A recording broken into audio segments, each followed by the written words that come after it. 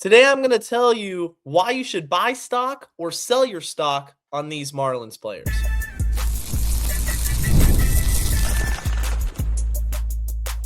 You are Locked On Marlins, your daily podcast on the Miami Marlins. Part of the Locked On Podcast Network, your team every day.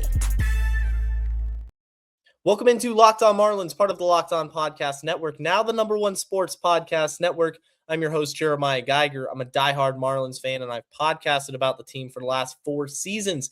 Make sure you subscribe to the YouTube channel or follow wherever you get your podcasts.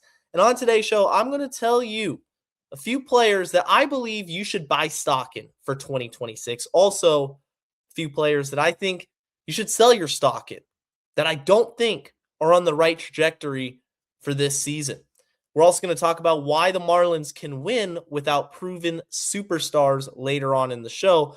But let's start with the players that I think the fan base, the Marlins fan base, should absolutely be looking forward to watching in 2026 and expecting positive results. And I have 3 players for this segment. The first one is somebody who I've been high on since he was acquired.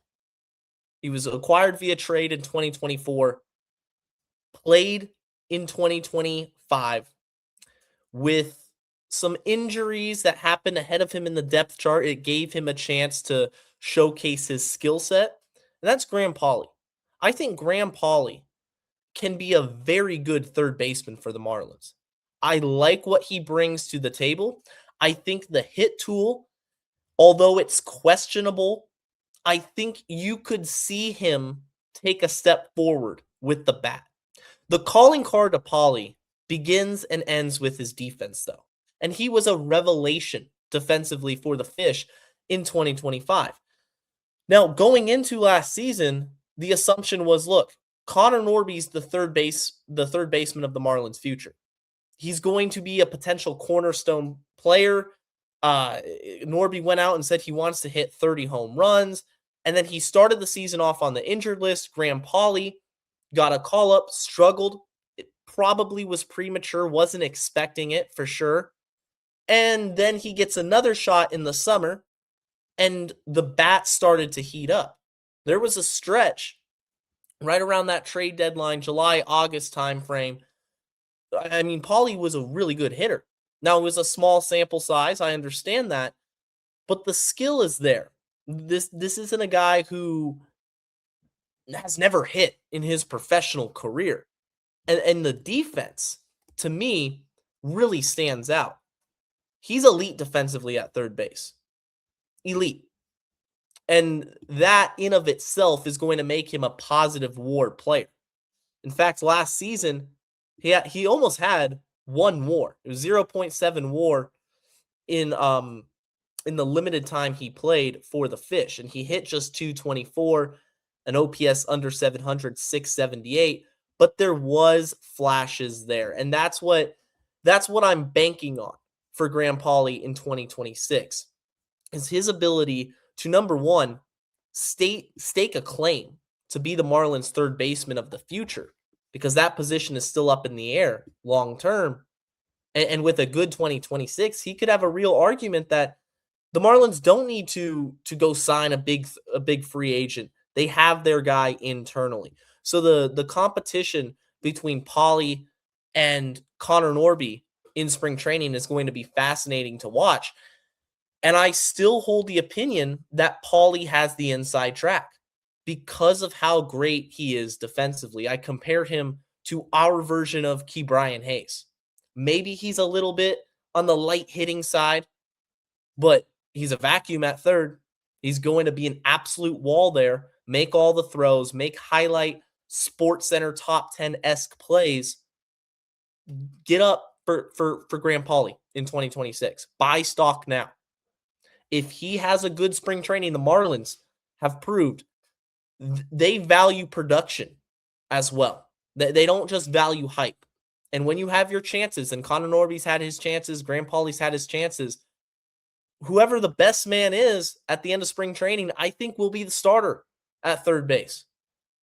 Especially if Pauley really cranks it up a notch with the bat. He has power, but if he can get, more consistent contact, then Pauley could be an everyday starter for the Fish in 2026. And I would not be opposed at all to that idea. I want him to be the third baseman. His defensive value is top tier. Let's see what he brings offensively. The next player that I think the Marlins are expecting a big season from, and you should as well, is Otto Lopez. Otto Lopez is my breakout candidate of 2026. I think what Otto brings to the Marlins is a versatility and just an overall solid player profile. I mean, he hits, he has a little bit of pop, and he's elite defensively. That left side of the infield, if you look at Graham Pauley and you look at Lopez at shortstop, that could be the best defensive infield in baseball, top 5 at least, if everything goes to plan. And what I like about Lopez is that he's a WAR accumulator. Much like Pauley, he's going to accumulate his WAR because, I mean, he's so good defensively. And if you ask me, the last couple of years, he's been robbed, just flat out robbed from being a Gold Glove finalist.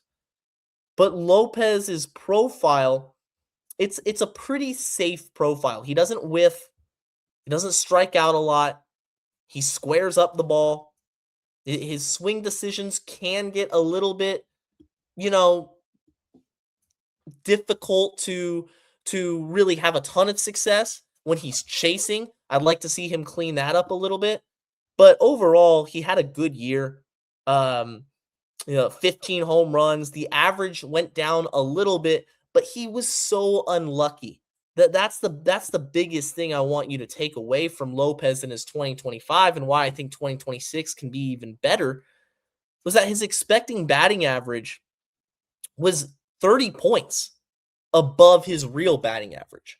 His xWOBA, 330. His batting average, 269. In actuality, hit just 246, but there was an element of bad luck to that. Now, he's not going to hit the ball extremely hard. He's never been that type of player. But if he can clean up his swing decisions a little bit, maybe be more selective at the plate, and some of that bad luck translates, from a fly ball or a pop-up being caught in the gap, it translates into a double or a line drive. It falls for a base hit instead of being stabbed by the left fielder. You're going to see Lopez's numbers increase.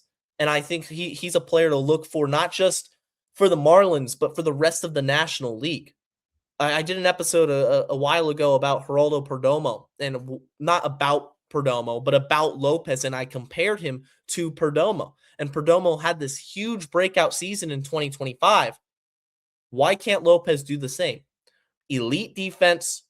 He's got power. We saw that 15 home runs last year. Can he take a step up even further in the power department? Maybe get to 20 home runs. If Lopez can be a 20 home run player with the defense he provides and, the hit tool being there, he's always been a hit first guy, then the Marlins are going to feel like they're in a good position. The last player that I want you to buy stock in for next season is the new closer for the Fish, and that's Pete Fairbanks. Pete Fairbanks, his option was declined by the Rays, an $11 million option. The Rays didn't want to pick it up. They didn't want to pay him. He's a free agent. He was always one of the Marlins' targets of the offseason because they needed a closer. They needed to address the pen. They ultimately go with Fairbanks.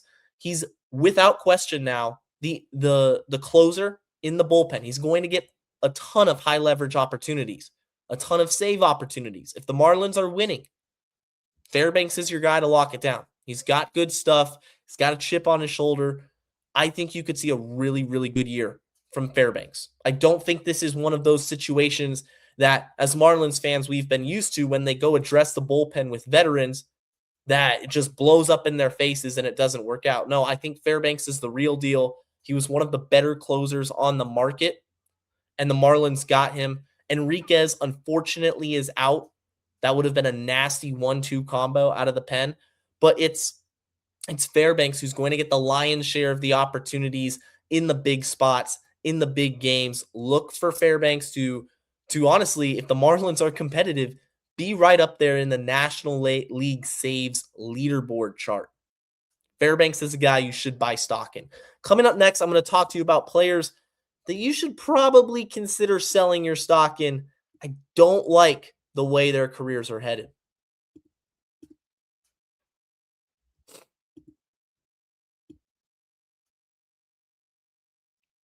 First, this episode is brought to you by our friends over at TurboTax. Tax season doesn't have to take over your life.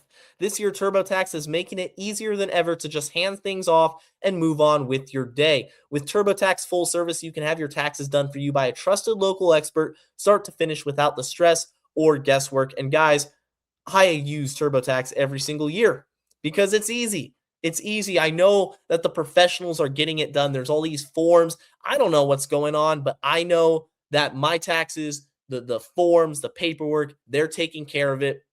You can upload your documents, go about your day stress-free, and you'll get updates right in the TurboTax app. So they're going to keep you updated, what you have to do, what you haven't uploaded, what you need to do to make sure the process is streamlined and as easy as possible. For a limited time, you can have your taxes done by a local TurboTax expert for just $150 all in. If a TurboTax expert didn't file for you last year, just file by February 28th. Take taxes off your plate and get back to your life.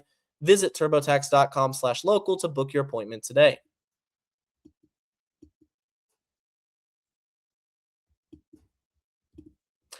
And I want to mention the Everydayer Club out there for all the people out there who love the Marlins, want to talk about the Marlins. The Everydayer Club is something you should consider. For just $5 a month, $50 a year, you can sign up. The link is in the show notes. You'll have access to a Discord channel. You can talk Marlins in there. I'll be in there. It's a really good opportunity. Again, the information is down in the show notes. And now we're going to talk about a couple players who I think, I don't want to say they're bound to fail, but they're not looking good. I don't have faith in them. And that's Connor Norby. I'm going to start off with him. The complete opposite of the first segment where I talked about Graham Pauley, that can be applied to Connor Norby. Number one, Norby's not good defensively at third base. He's not a third baseman. His natural position is probably second. You could throw him in a corner spot and probably survive as well. But there's no opening in the outfield. There's no opening at second base. Second base is locked down with Mr. Xavier Edwards, the X-Man, Gold Glove finalist, by the way. Once he moved over from shortstop to second, he was great. He was elite defensively. You're not moving Connor Norby to second. You're not moving Norby to a corner spot when the outfield right now has Kyle Stowers, Jacob Marcy, who will play center, and then you added Owen Casey, not to mention Griffin Conine, Heriberto Hernandez. There's a whole host of names in the outfield. There's no set home for Connor Norby, which is why the Marlins wanted to make him the third baseman of the future. It just hasn't worked out. He did not stay healthy last season. He's injury prone from a year ago. Hopefully he stays healthy this year. But when he is healthy, is he somebody that you can rely on offensively and defensively? Well, defensively, no. That's a simple answer. Unless we see a huge, vast improvement from last season to this upcoming season, Connor Norby is a subpar defender at third base. Graham Pauley is one of the better defensive third basemen in baseball. Offensively, is Norby elite? No, he's not. He's not. He's not somebody that I have faith in to go get the job done when it matters most. The same problems that people worried about after 2024 are the same problems that existed in 2025. He swings at everything. He misses a ton. I mean, if you go look at his savant from a year ago, it's atrocious. The chase percentage, 32%. The whiff percentage, 29%. He's striking out nearly 27% of the time. He's not walking. He's walking 5%. He's not being selective. I mean, he doesn't hit the ball extremely hard either. And this is based off of last season's data, of course. He's 25 years old. He's 25 years old. I don't think the Marlins have penciled him in now as the savior of the franchise, the face of the franchise. What a steal they got from Baltimore. No. Now, I think it was a win-win trade because guess what? We got Kyle Stowers out of it, but Connor Norby has been quietly pushed down the pecking order in terms of players I believe are here for the long run. I honestly believe Norby is expendable at this juncture in his Marlins career. It would not shock me if we have a season in 2027 that Norby is not a part of this Marlins team. Now, spring training, the results will speak for themselves. You're going to see an open competition with him and Pauley, I believe, at third base. But I don't believe Norby is a part of the next Marlins World Series winning team. I don't think he's a key cog in a potential playoff run if that happens in 2026. They're trying, hopefully whatever value you can get out of him, you do, but I don't have expectations for Norby. Let me know your thoughts in the YouTube comments. When it comes to Graham Pauley or Connor Norby, take the names out of it. Who would you want playing third? The guy that can play defense at an elite clip and that has potential with the bat as well? Or Norby, who can't play defense and struggles offensively too? This isn't a top prospect. This isn't a major piece that the Marlins need in order to compete. That's the point I'm getting at with this initial segment is the Marlins have stacked enough talent at the major league level and in the minor league level. To be honest, they don't need Norby to be that guy. So he is on his last chance, I believe, with the Fish. And based on what I've seen, the results that I've seen, I don't expect him to have this sudden revelation offensively and defensively. It's a player that I would be hesitant to buy stock in. Certainly, best case scenario, I'm holding my stock. But for me, I'm selling.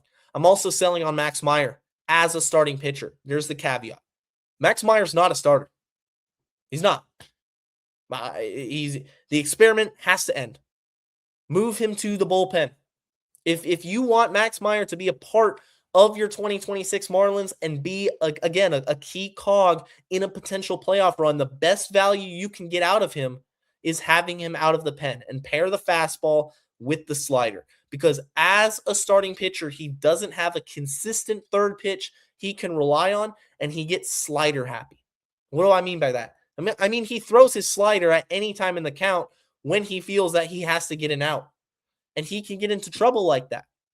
There was a game I was in the press box for last year against the Athletics at home. And I think he gave up 3 homers, and they were all against the slider. His slider was getting crushed.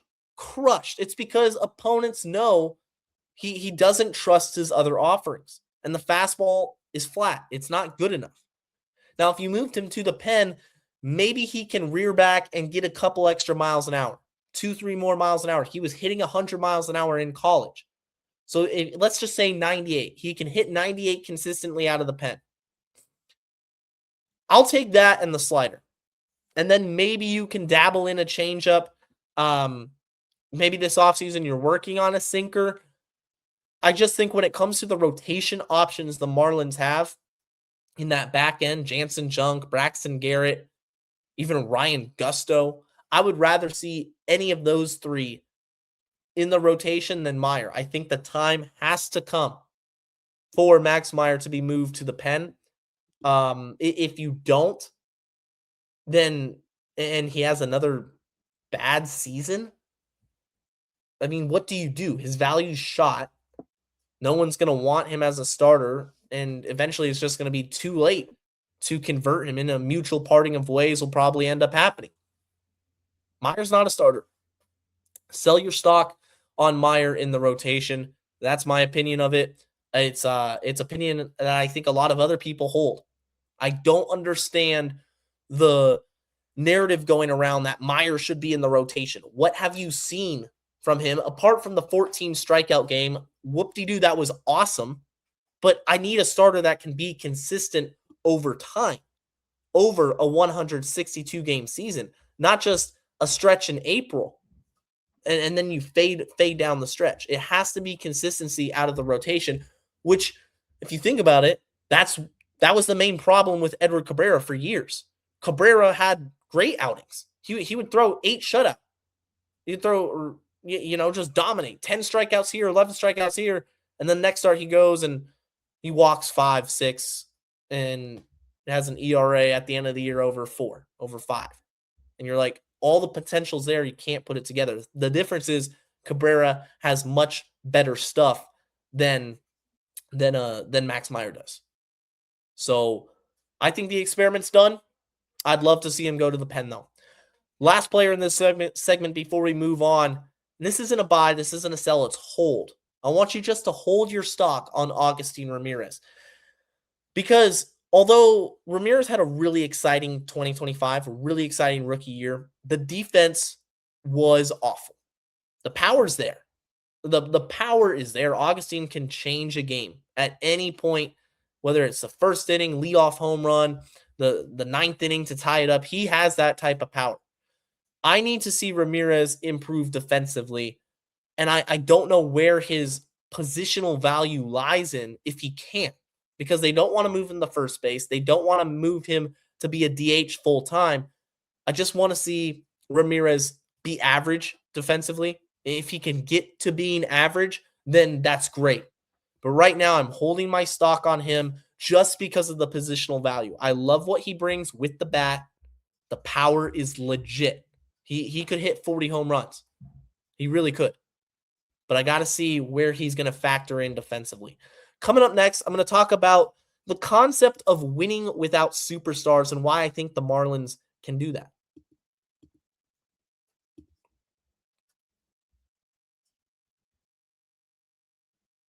Shout out to all my everyday listeners out there making Locked On Marlins your first listen of the day. If you're new to the show, hit that subscribe button, leave a like, leave a comment. Baseball's right around the corner. I cannot wait. Can the Marlins win without superstars? Can they be a World Series contending and eventually a World Series winning team and get that third World Series ring, which is a complete dream of mine? And I believe it's possible. I believe the Marlins can do it under Peter Bendix. The way they're going to do it, though, they're not going to be signing superstars. You're not going to see Shohei Ohtani or Juan Soto or the Marlins be in the mix for Kyle Tucker. That'll never be the case. And we know that as Marlins fans. We know how Bruce Sherman is financially and the position the Marlins are in. Maybe something changes down the road with the salary cap. I've talked about that before. It's a possibility. You never know. New CBA expires after this season, which is why 2027 is very much in doubt. But the concept of winning without superstars, I think, can be done. And it's been proven to be done. I think back to the 2014-2015 Kansas City Royals. And the main cataclysms of that run for Kansas City, I don't think they were superstars. You had solid ball players all around the diamond, and each had one goal in mind. They contributed to the team goal. You had a good, really good, elite bullpen, a solid rotation, and your position players weren't flashy, but they got the job done. Lorenzo Cain, Alcides Escobar, Eric Hosmer, I wouldn't say is a superstar. He was a really good player, but he wasn't a superstar. He did his job. Alex Gordon in the outfield. Salvador Perez is a really good catcher, probably at his peak, top 5, top 3 catcher in the game. You could argue the best in the game at his peak. Was he a superstar? He wasn't Cal Raleigh, I'd say that. But he was really, really good. Maybe Perez is the only example to that nullifies this argument. But the team wasn't a super team. That's my point. And the Royals had a window, and they capitalized on that window. Because after those 2 World Series appearances, they got the ring. They couldn't afford to keep everyone. Hosmer walked. Lorenzo Cain was getting older. I think Alex Gordon ended up retiring a couple of years later. Alcides Escobar out of baseball. Now that's nearly a decade, of course, but the point remains you don't need to have a Dodgers super team in order to win it all. You really don't. Now, will the Dodgers, of course, hear this message and go back to back to back? Sure. They probably will. They'll probably prove me wrong. And maybe this is the era of baseball where you do need superstars to compete. I'm choosing not to believe in that because I've seen it happen. I've seen small market teams compete. The Brewers, for example. The Milwaukee Brewers for a season ago were the first seed in the National League. They were the number 1 seed. Now, they got swept by the Dodgers, and that's all forgotten. But that Brewers team wasn't built around mega contracts. It wasn't built around these Shohei Ohtani $700 million, these Mookie Betts, Freddie Freeman contracts, or players. They were a really good team with good players. Freddie Peralta, one of the best pitchers in the National League, and they just traded him because they couldn't afford to keep him. You don't need to afford superstars in order to build a really good team. It's about managing your roster really well, knowing when to trade away your guys when they become too expensive, and evaluating talent. You have to evaluate talent well. In fact, the Brewers' lone mega contract, I would say they had on the team, Christian Yelich. Christian Yelich, he's injured. He's a shell of the player he was in Miami. He's a shell of the player he was when he first got to Milwaukee. And he wasn't even a major reason why the Brewers went to the NLCS and were the first seed in the National League. It was a combination of a lot of different moving parts. And that's what I think the Marlins are trying to build with Peter Bendix is a system, a machine that continues churning out talent, churning out players. Kyle Stowers eventually is going to get old. He's going to get expensive. Will the Marlins keep him around forever? No, they probably won't. I mean, think about that. Kyle Stowers right now had a great season in 2025. I expect a big season in 2026. There's going to come a point when the Marlins have to consider moving him because they're not going to be able to afford to pay him. And then what do they do? They get a mega return. They get a couple more prospects, and they continue the cycle. And that's what the Rays have done, and it's enabled them to compete for years. Like it or not, that's the way this Marlins team is operating. And we're seeing success. At first, guys, I was upset because there is an element of fan and player connections. You want to be able to buy that jersey and wear it. But more than anything, I want to say the Marlins are World Series champions again. That's what I want to see. I mean, think about it. The Marlins had their star, Giancarlo Stanton. They couldn't build a team around him that got the job done.